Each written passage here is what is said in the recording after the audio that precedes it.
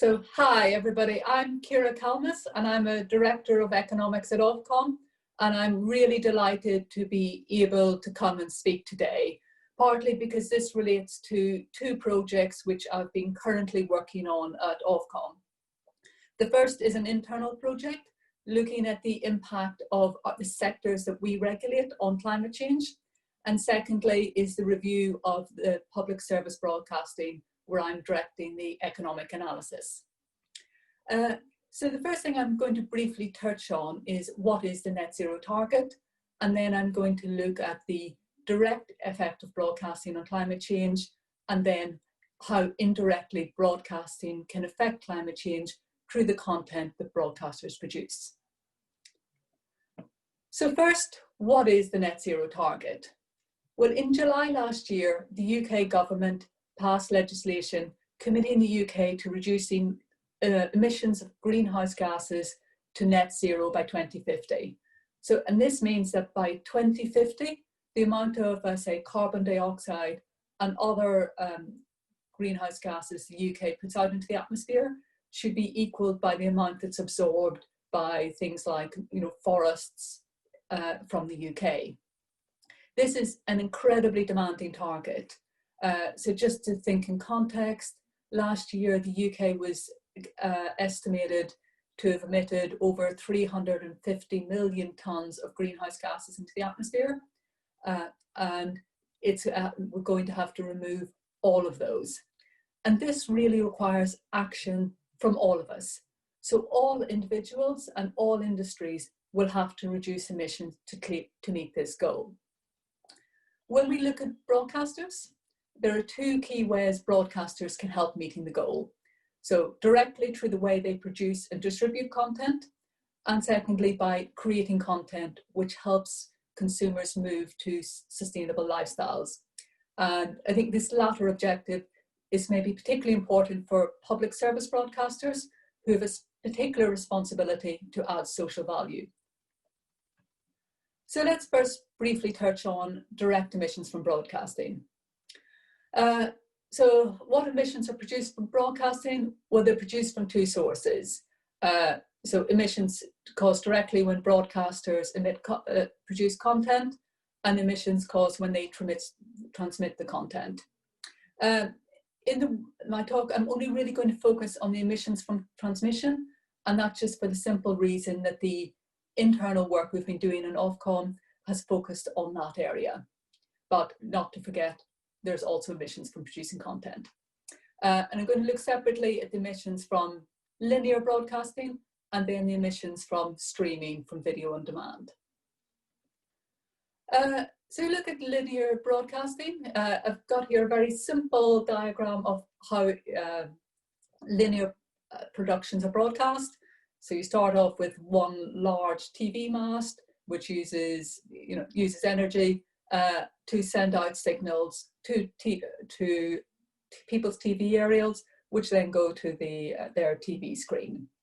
If we look at the transmission area itself, or the TV mast, this emits the same amount of emissions or uses the same amount of energy, whether it's broadcasting to 10 people or to 10 million people. And what this means is that it can be very efficient if it's watched by large numbers of people. So when you've got very large audiences, so in the millions, the tens of millions, as Bas was touching on for some of the COVID broadcasts, this can be a really efficient technology. The signals sent to the TV aerial, which interestingly don't use any power to function. So these themselves do not cause emissions. And then they're sent to the TV screen. And when one looks at the overall emissions from linear broadcasting, the majority of the use emissions come from the TV themselves. And these will vary depending on the age of the TV. More modern TVs tend to be more efficient for the same size compared to older TVs, but also depending on the size of the screen. So largely, the bigger the screen, the more the emissions. And I've quoted here some figures of, from the Energy Saving Trust of how much energy is used by a sort of 40-inch TV. If you look at streaming services, You know, these video on demand services such as Netflix and iPlayer, these work in quite a different way. So these use broadband connections to get content into people's homes. So in these cases, when a customer requests a program, it'll send a signal to which will go to the data center or the local exchange where the content is stored, and that will bring it back down to the consumer's homes. There have been some claims that that the emissions from these sources have been growing exponentially, because as we all know, the growth in internet traffic and the growth in streaming is growing exponentially. And there has been a question as to, does that mean that the amount of energy use from streaming is also growing exponentially? I have here a graph on the right-hand side from the International Energy Agency, which has taken a look at this. So you can see here, there's a green line, which is internet traffic, which shows a very strong growth, so growing by 5 times from 2015 to 2021. This has led to also to a growth in data center workloads, though at a slightly lower pace. Though when they've looked at the amount of electricity used by the data centers themselves, that has actually stayed relatively flat. And the reason for this has been improvements in technology. So just as technology has been improving elsewhere, technology in data centers has improved to, has so far been managed to improve to keep pace with the growth in workload, so that the new servers are more efficient than older servers. There's been a move to cloud computing, which means that the more traffic can be dealt with by the same server, so that it has really led to relatively flat use. And within this area, there's something called Gloomy's law, which has found that the energy efficiency of computing, so the amount of electricity generated per megabit of computing, has been doubling roughly every 3 years since 2007.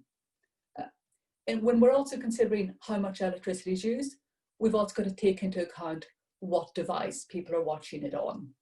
And there, one thing that my children will be delighted with is that watching TV or watching streaming services on your smartphone uses approximately 100 times less energy than watching on a very large widescreen TV. And then if you look overall, there have been estimates of exactly how much do all these digital technologies, so the internet, account for carbon emissions, and that's estimated to be around 1.5% of global carbon emissions. But even if some emissions, the transmission emissions aren't growing exponentially, that really is just not good enough. Because if we leave things unchanged, as Trish was mentioning earlier, we will be in line for a rise in climate change of 3.5 degrees, which will have catastrophic impacts on the environment.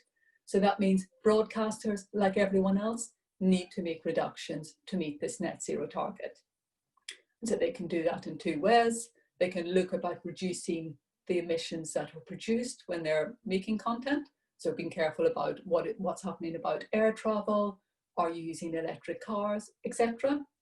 And then when you're transmitting content, being careful to reduce the amount of energy you use. And when you do have to use energy or electricity, make sure it's renewable energy wherever possible. In terms of energy use, I think there was a very interesting little case study during this current COVID crisis, where at the very beginning of lockdown, when everyone started working from home, there was real concern that the internet and networks would not be able to cope with the amount of video streaming as our people moved to home working. And in response, YouTube and Netflix agreed to reduce the bitrate of their streaming services by 25% due to COVID. As far as I'm aware, there's been no sort of consumer reaction to this. And it just shows that, really, what does your bitrate need to be? And you can also look at making sure that your data centers or cloud computing is as efficient as it can be. Okay, I'm now going to move on to talk about content and climate change. And I'm going to keep this relatively brief because I believe Dr. Richard Carmichael will touch into this again after me.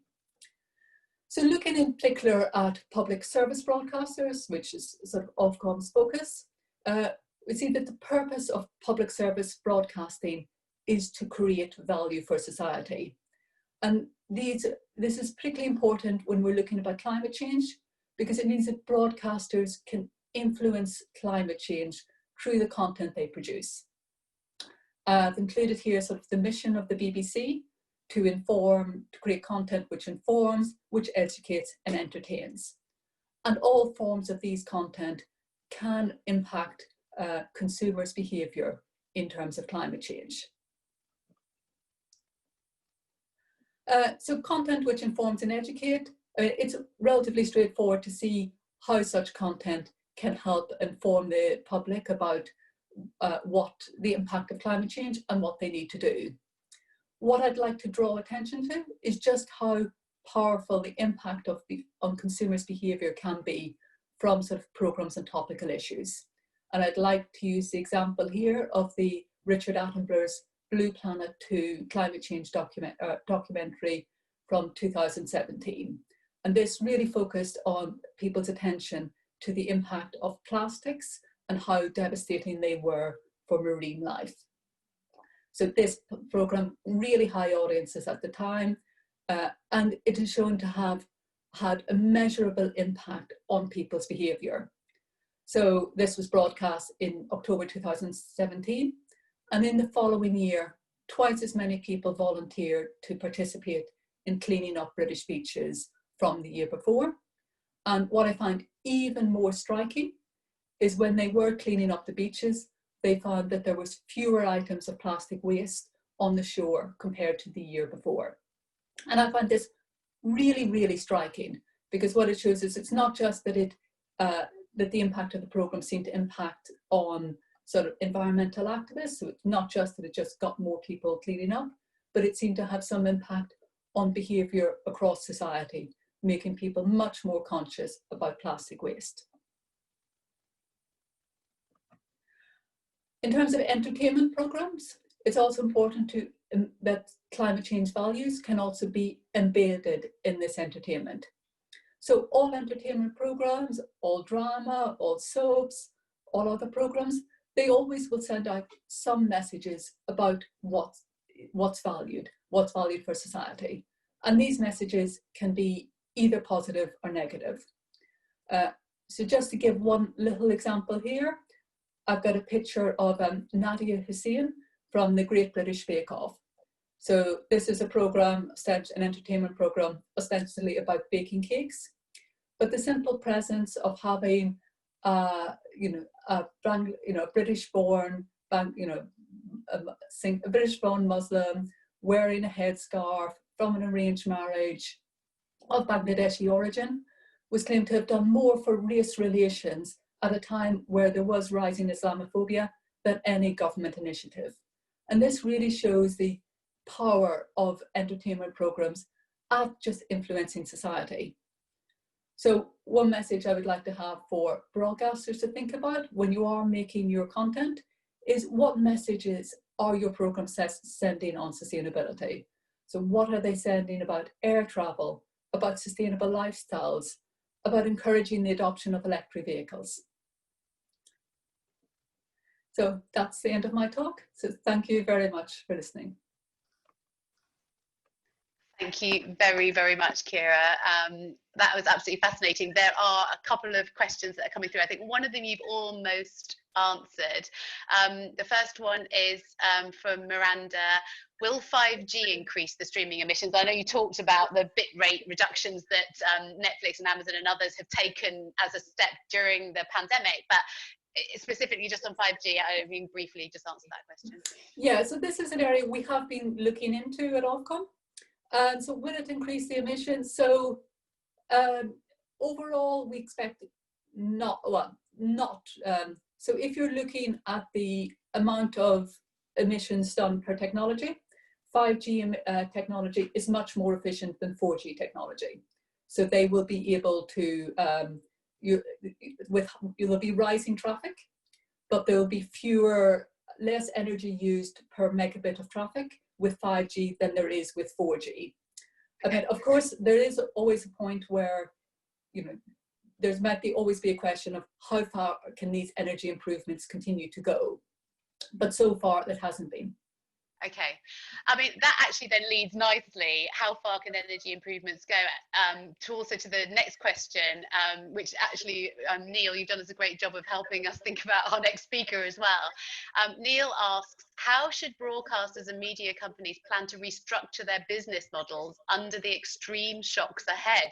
Economic unrest, resource scarcity, infrastructure damage. It doesn't seem like traditional business models will be sustainable under these conditions. And actually, just when you start to lens that over all the conversations we've had, sort of planning this event, you start to think about, you know, 5G, all very well, reducing your emissions, but what's the purpose of that? Which comes back to the purpose of broadcasting and the shifts that we need to have in society.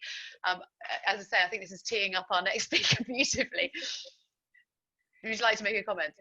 Yeah, so I mean, I don't think I can comment directly on how you to restructure your business, but what I would like to emphasize is everybody really needs to be thinking about this area and what they can do.